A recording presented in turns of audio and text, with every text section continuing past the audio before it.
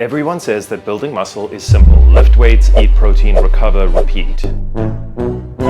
But I remember being new to the gym and finding the whole process intimidating and confusing, to be honest. I was a skinny, lanky, and not particularly athletic kid. And honestly, it took me years to finally feel comfortable in the Iron Palace of gains. I made every mistake you could possibly make in the gym. So in this video, I'm going to teach you exactly what I did wrong so that you can build muscle efficiently, effectively, and without spinning your wheels. And if you're new here, my name is Jake. I'm a men's fitness and nutrition coach. I help guys ditch the dad bod, put on muscle, and feel excited to take their shirt off at the beach. Let me start by telling you the biggest mistake I made as a newer lifter. I didn't stick to the program, I didn't stick to the plan, I didn't even have a plan. A real thing I did early on was I tried out 11 different bicep exercises in 1 week. I was terrified that I was missing out on the most optimal exercise. Was it incline dumbbell curls, cable curls, preacher curls, easy bar spider curls? As a guy with long skinny arms, I was just desperate to fill them out. So a thing that I did is I literally Googled bicep exercises and tried out every single one I could possibly find. What I know now from my years of experience in the gym and coaching other guys is what works to build muscle is to choose something and stick to it. So for example, if barbell curls don't feel comfortable on your wrists and elbows, just find a variation that does feel good that you can safely progress on. A lot of the time, building muscle has less to do with how optimal an exercise is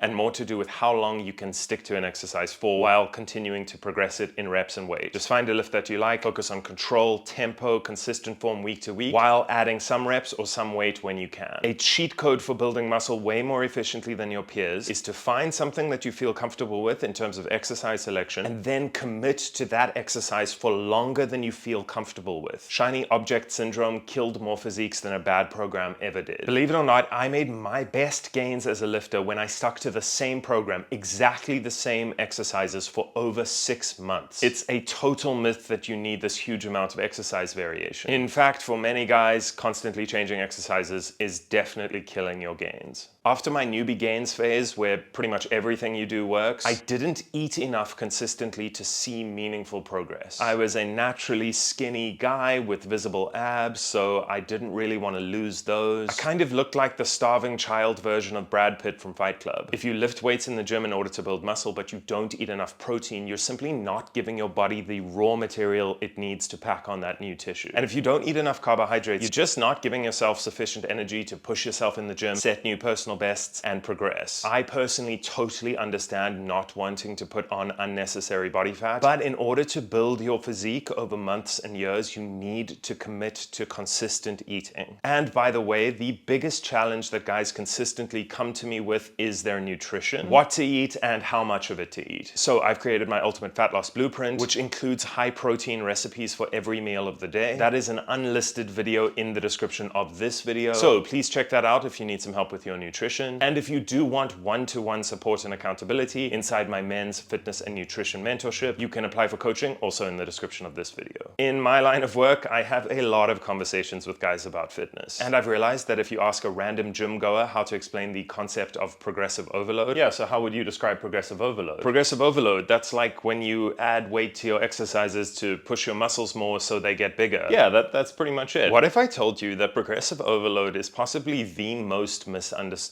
concept in all of lifting? And for my first 3 years of lifting, I made the mistake of piling on as much weight to the barbell as I possibly could. This resulted in a herniated disc in my lower back and a connective tissue injury in my hip that still bugs me to this day. If there's one takeaway that you have from this video, let it be this. You don't add weight to your lifts in order to get stronger. You get stronger and therefore you can add weight to your lifts. I know that sounds kind of pedantic and it sounds like it's sort of the same thing, but it's not. So just hear me out. You have to consider what exercise you're doing and how big the percentage jumps in weight between increments are. So if it's a lower body exercise like a deadlift that uses multiple muscle groups, quads, glutes, hamstrings, spinal erectors, where you can lift a lot of weight, the difference between doing 225 pounds this week as your working weight and 230 pounds next week as your working weight is very marginal. It's like a 2% increase. But if you're doing an isolation lift like a lateral raise, the difference between 15 pounds and 20 pounds is a 33% 10% jump in weight. This is a massive increase. It is true that over the long term, you do ultimately need to be lifting more weight in order to continue to grow. But the most important factor when it comes to choosing whether or not you want to add weight to your lifts and how much weight to add is what percent of the lift are you jumping up? Is it a 2% increase or is it a 50% increase? The bigger the percentage, the more conservative you should be with loading up your weights. I've had entire training cycles of 12 weeks where I've barely gone up in weight at all and just added a few reps over time. Also, it does tend to be easier to progress lower body lifts than it does upper body lifts just because the muscle groups in your lower body are much larger. And remember, progression is not just adding weight to the bar. Improving your technique with the same weight as last week feeling easier, or just adding 1 rep to last week's working set are all valid forms of progression and do constitute progressive overload. So please don't do what I did. Don't be so eager to add weight every session that your form goes to shit and therefore your gains plateau and you don't know why because you thought you were doing the right thing. Here's a secret that I wish someone told me earlier. Most people don't tend to feel their lats on a lat pull down at first. I know that with a bench press, I never really felt my chest working. Many guys, including me, did not feel their quads working for like a year of doing squats. My mind-muscle connection on any sort of pulling exercise was so bad, it got to the point where I thought I didn't even have lats. When I found myself in this situation and I heard so much on the internet about the importance of mind-muscle connection and the importance of technique, I just thought I was doing something wrong. So I filmed my sets, which is a good thing to do, by the way, and I analyzed my technique, and from what I could tell, my technique seemed pretty good. The truth that I later learned, as somebody who now feels their chest screaming at them on any pec exercise, and as somebody who can engage my lats on even a warm-up set of pull-ups or pull-downs, having a good so-called mind-muscle connection has a lot more to do with having a larger muscle in the first place. If you don't have much experience and you don't have much muscle, it will be hard for you to activate that muscle on command just because you're not used to a lot of the new sensations in the gym. Focus on good form, controlled tempos, consistency rep to rep, slowly adding weight to your exercises. Eventually, through a process of trial and error, you will start to feel your lats, your muscles will start to grow, you'll start to feel your chest working on a bench press, you'll probably start to feel your quads working on a squat. But if you're in your first year of consistent lifting, that's 4 times a week, every week for a year, if you're in this initial period, your primary focus should be on having good technique. Do what research you can to learn how to use good technique, and then focus on dialing in your technique. And through this process, you will naturally start to develop a good mind-muscle connection. But it's not something that happens overnight. And finally, guys, just quick thank you if you made it this far in the video. A quick one to finish. The gym was my first true love. I fell head over heels for the Iron Palace. I wanted to be in there all day. Behave. I went to the gym 6 days a week, sometimes twice a day. And for a season of my life in my first year of lifting, this was definitely fun. It was a good experience, but it definitely wasn't optimal. So if you're a guy with responsibilities like, I don't know,